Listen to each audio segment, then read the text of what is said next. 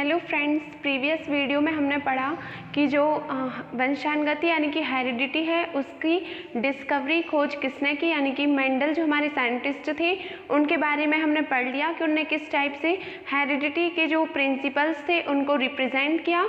इसके बाद हमारे लिए पढ़ना है कि जो हमारी हेरिडिटी यानी कि वंशानुगति है और जो हमारी आनुवांशिकता है, इस आनुवांशिकता से संबंधित कितने शब्द हैं, इम्पॉर्टेंट फैक्ट हैं जो हमारे लिए याद रखना है।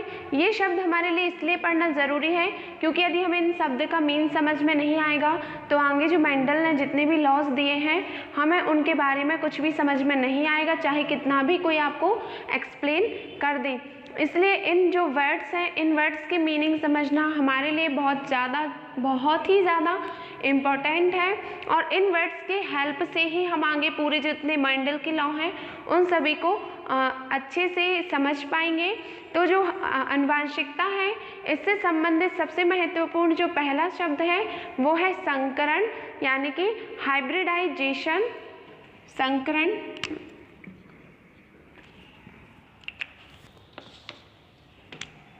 संकरण यानी कि हाइब्रिडाइजेशन, इसे हम क्रॉस भी कहते हैं।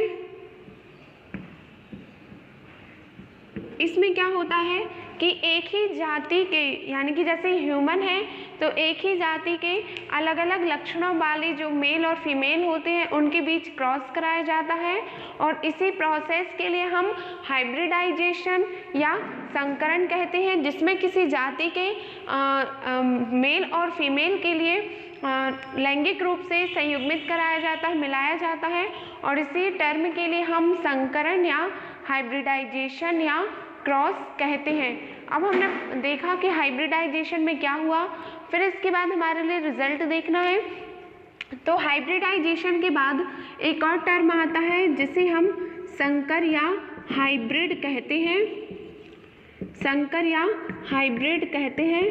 तो जब हमारा हाइब्रिडाइजेशन यानी कि संकरण हो जाता है तो संकरण की प्रक्रिया होने के बाद हमारे लिए जो संतति या जो जनरेशन मिलती है उस संतति के लिए हम हाइब्रिड या संकर कहते हैं।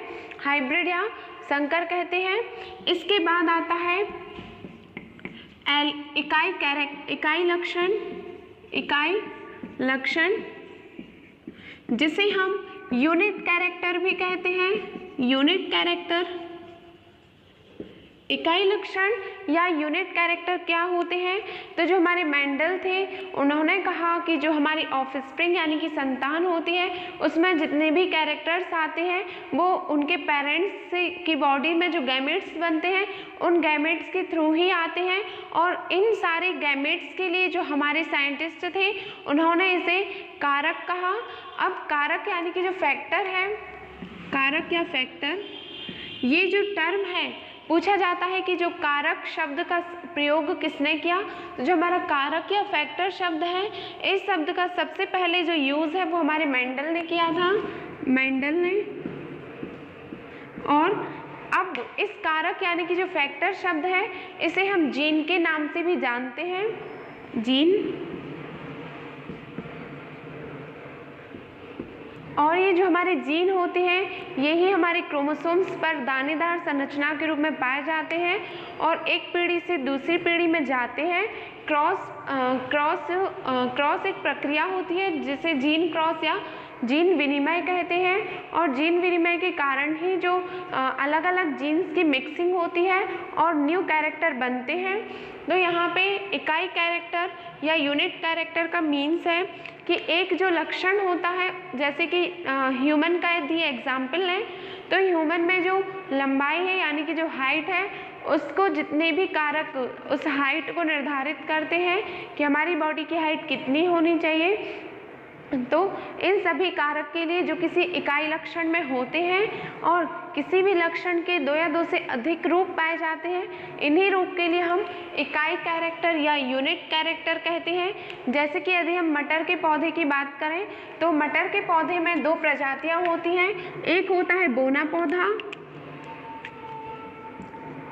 पौधा जिसे हम ड्रॉफ भी कहते हैं, ड्रॉफ प्लांट। ड्वार्फ प्लांट, और एक होता है हमारा लंबा पौधा जिसे हम लॉन्ग प्लांट भी कहते हैं, लंबा पौधा, लॉन्ग प्लांट। तो आपने देखा कि ये दोनों हैं किसके फैक्टर, लंबाई के, यानी कि चाहे हाइट ज़्यादा हो या चाहे हाइट कम हो वो कैरेक्टर लंबाई का ही रहेगा, चाहे कम हो या ज़्यादा। तो ये दोनों जो लंबा और जो बोना पौधा है ये एक ही टर्म के हैं, यानी कि लंबाई एक ही कैरेक्टर के दो अलग अलग पार्ट हैं जिसमें एक की हाइट ज़्यादा है और एक की हाइट कम है। तो इन्हीं कैरेक्टर्स के लिए हम यूनिट कैरेक्टर कहते हैं। अब इसके बाद एक टर्म और आता है जिसे हम एलील्स बोलते हैं, एलील।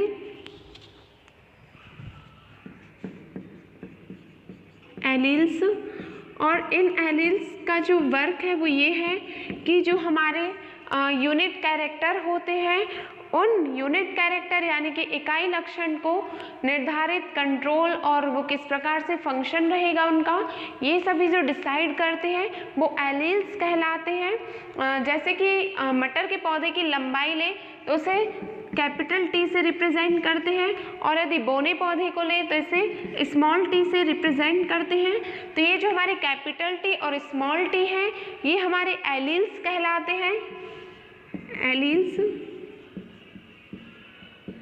और ये एलील्स जो है वो डिसाइड करते हैं कि किस प्रकार से लंबाई ज़्यादा होनी चाहिए पौधे की या कम होनी चाहिए। तो ये एलील्स जो है वो समयुग्मजी भी हो सकते हैं और विषम युग्मजी भी हो सकते हैं। अब समयुग्मजी और विषम युग्मजी क्या है, तो समयुग्मजी के लिए हम होमोजाइगस भी कहते हैं, और जो हमारे समयुग्मजी प्लांट होते हैं उनमें दोनों जो एलील्स होते हैं वो एक समान होते हैं। जैसे कि यदि हमारा प्योर शुद्ध लंबा पौधा रहेगा तो उसमें दोनों एलील्स कैपिटल टी और कैपिटल टी होंगे। जब ये दोनों कैपिटल टी और कैपिटल टी रहेंगे जब ही हम इसे शुद्ध लंबा पौधा कहेंगे, शुद्ध लंबा पौधा, या इसे हम 100% प्योर प्लांट भी कह सकते हैं। और यदि इसमें ये कैपिटल टी ना होकर एक कैपिटल टी और एक स्मॉल टी होता तो इस टर्म के लिए हम विषम युग्मजी यानी कि होमोजाइगस कहते, जिसमें ये दोनों एलील्स हैं वो अलग अलग हैं। तो ये कैपिटल टी और स्मॉल टी है, इसे हम लंबा पौधा कहेंगे, लेकिन इसे हम शुद्ध लंबा पौधा नहीं कह सकेंगे क्योंकि इसमें एक कैपिटल टी है और एक स्मॉल टी है। तो एक टर्म और आया कि यहाँ पे तो बोने पौधे का भी एक गैमेट आ रहा है, स्मॉल टी, और लंबी का भी आ रहा है। तो ये पौधा लंबा होगा कि बोना होगा।